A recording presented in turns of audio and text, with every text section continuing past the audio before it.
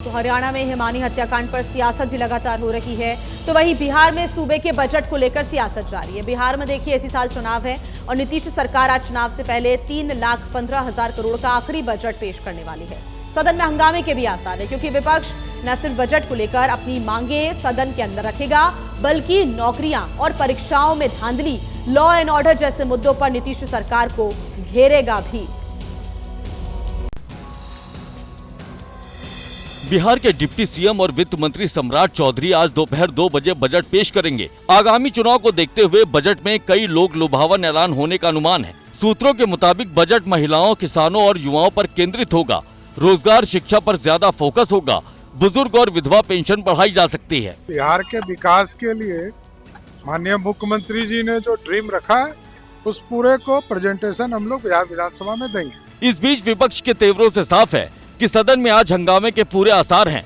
नेता प्रतिपक्ष तेजस्वी यादव ने इसे नीतीश कुमार का आखिरी बजट करार दिया। 500 और 2500 रुपए वाली चाल चल दी।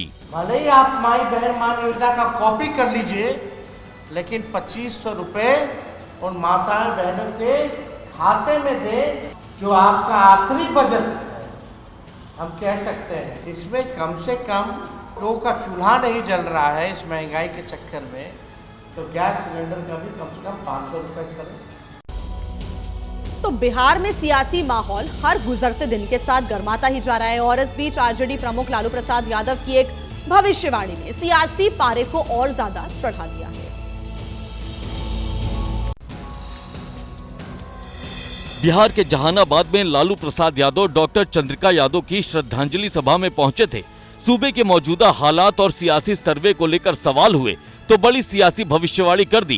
कहा तेजस्वी बिहार के मुख्यमंत्री बनेंगे, उनके ही नेतृत्व में सरकार बनेगी। सर्वे में तेजस्वी जी को बहुत आगे दिखाया जा रहा है, नीतीश से आगे।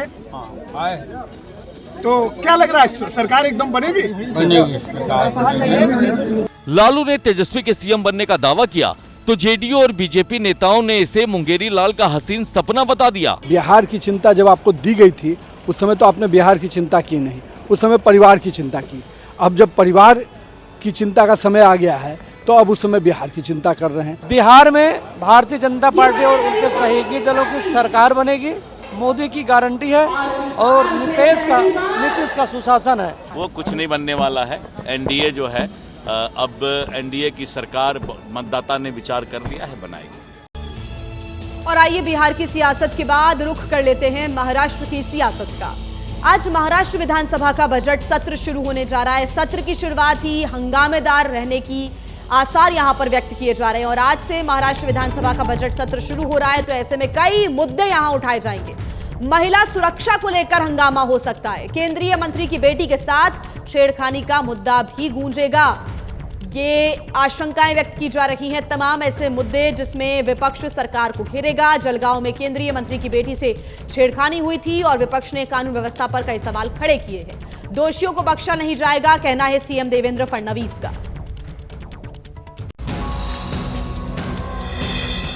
थाने में पुलिस अफसर के सामने बैठी ये महिला केंद्रीय मंत्री है, जो अपनी बेटी के साथ छेड़छाड़ की शिकायत दर्ज कराने पहुंची। उनकी बेटी और उनकी सहेलियां भी पहुंची हैं, जिनसे सरेआम शोहदों ने बदसलूकी की। मेरा सवाल सिर्फ एक ही है कि अगर इस तरह से इन लोगों की जो भी टोली है, अगर इनकी हिम्मत इस तरह से बढ़ रही, तो कल किसी के भी घर में जाके कुछ भी कर सकते और ऐसे प्रवृत्ति वाले लोगों के ऊपर ठोस कार्रवाई होके इनको जेल में भेजना चाहिए। मामला महाराष्ट्र के जलगांव का है। 28 फरवरी को कोथली गांव में संत मुक्ताई यात्रा के दौरान केंद्रीय मंत्री की बेटी और उसकी कुछ सहेलियों के साथ कुछ लड़कों ने छेड़छाड़ की। ये बिना अनुमति तस्वीरें और वीडियो लेने की कोशिश कर रहे थे। सुरक्षा गार्ड ने रोका तो आरोपी उनसे भिड़ गए। कुल 7 आरोपियों के खिलाफ केस पॉक्सो एक्ट समेत कई धाराओं में दर्ज किया गया है। पीड़िता की जो जुबानी हमने वो गुनाह दाखिल किया है। इसमें एक आरोपी को हमने अभी अरेस्ट किया है। तो वहीं देखिए जलगांव में पुलिस ने एक आरोपी को गिरफ्तार भी कर लिया है। जल्द ही बाकी आरोपियों की गिरफ्तारी की भी बात कही जा रही है, लेकिन पुलिस के इन दावों से विपक्ष बिल्कुल भी संतुष्ट नहीं है। लॉ एंड ऑर्डर पर सवाल लगातार विपक्ष उठा रहा है और फडणवीस सरकार को कटघरे में खड़ा कर रहा है। केंद्रीय जो मंत्री है, उनके परिवार में यदि छेड़खानी का मामला सुरक्षा कर्मियों के वहां मौजूदगी में वो गुंडागर्दी करने वाले लोग छेड़खानी करते हैं और उसके लिए केंद्रीय मंत्री को पुलिस थाने में धरना देना पड़ रहा है। तो ये साफ नजर आ रहा है कि कोई लॉ एंड ऑर्डर महाराष्ट्र में नहीं रही और ऐसे में ये महाराष्ट्र का कारोबार घासीराम कोतवाल ही चला रहा है। विपक्ष ने सवाल उठाए तो सीएम फडणवीस सामने आए, कड़ी कार्रवाई की बात कही। दुर्दैवाने त्याच्यामध्ये एका विशिष्ट पक्षाचे काही पदाधिकारी आहेत की ज्यांनी अतिशय वाईट अशा प्रकारचे काम केलेलं आहे। पोलिसांनी गुन्हा दाखल केलेला आहे, काहींना अटक केलेली आहे, इतरांना अटक केली जाईल, पण अशा प्रकारे छेडखानी करणं कुठल्याही परिस्थितीत अशा लोकांना त्या ठिकाणी माफी देता कामा नये, त्यांच्यावर अतिशय कडक कारवाई होईल। और आइए अब खबरों में आगे बढ़ते हैं। दिल्ली की मुख्यमंत्री रेखा गुप्ता आज अपनी पूरी कैबिनेट के साथ एक बड़ी प्रेस कॉन्फ्रेंस करने जा रही हैं। प्रेस कॉन्फ्रेंस विधानसभा की कार्यवाही शुरू होने से 1 घंटा पहले सुबह 10 बजे होगी। सबकी नजरें सुबह 10 बजे सीएम रेखा गुप्ता की प्रेस कॉन्फ्रेंस पर है। आखिर पूरी कैबिनेट के साथ सीएम रेखा जो प्रेस कॉन्फ्रेंस करने जा रही हैं, उसमें क्या कुछ बड़ा ऐलान होने वाला है। लेकिन इतना तो तय माना जा रहा है कि वो विपक्षी पार्टी यानी आम आदमी पार्टी को जरूर घेरेंगी। इस बीच आज दिल्ली विधानसभा में स्वास्थ्य सेवाओं पर सीएजी रिपोर्ट में हुए खुलासों की गूंज सुनाई देने वाली है। आज रिपोर्ट पर चर्चा होनी है, हंगामे के आसार हैं। हमारी कोशिश है सदन कानून से चले, रूल बुक से चले और सभी सदस्य, पक्ष और विपक्ष के सभी सदस्य में डिबेट में भाग लें। हम आमंत्रित करते हैं सबको चर्चा में भाग लेने के लिए। सीएजी रिपोर्ट में दिल्ली की स्वास्थ्य सेवाओं में कई गड़बड़ियों का खुलासा हुआ है। रिपोर्ट में कहा गया है कि आम आदमी पार्टी की सरकार को केंद्र से जो फंड मिला उसका पूरा इस्तेमाल नहीं किया गया।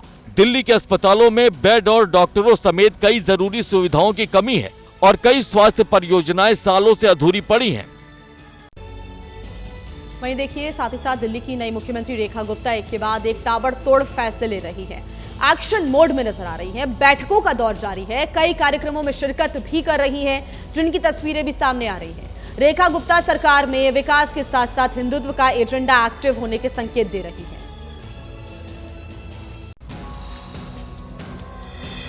दिल्ली की सीएम रेखा गुप्ता ने रविवार को कई धार्मिक कार्यक्रमों में शिरकत की। पीतमपुरा में रेखा गुप्ता श्री खाटू श्याम कीर्तन में शामिल हुई तो खारी बाउली में रेखा गुप्ता ने श्री श्याम संकीर्तन महोत्सव में पहुंचकर आशीर्वाद लिया। साथ ही गोपाल गो सेवा सदन में पहुंचकर रेखा गुप्ता ने गो सेवा में भी हिस्सा लिया और इसका वीडियो सोशल मीडिया एक्स पर पोस्ट किया।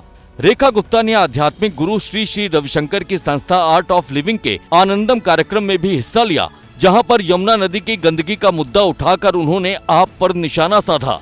मैं तो कहती हूँ जो यमुना मैया के पापी हैं उनको कभी सुकून मिल ही नहीं सकता था। आज दिल्ली में बहुत बड़े पैमाने पे झाड़ू लग गई। नोएडा जाना हो तो सांस लेके रोको, फिर वहां से उधर जाओ, फिर सांस लो। ऐसी हालत थी, मगर वो झाड़ू से नहीं हो पाया। उसकी सफाई के लिए मशीन चाहिए, डबल इंजन मशीन।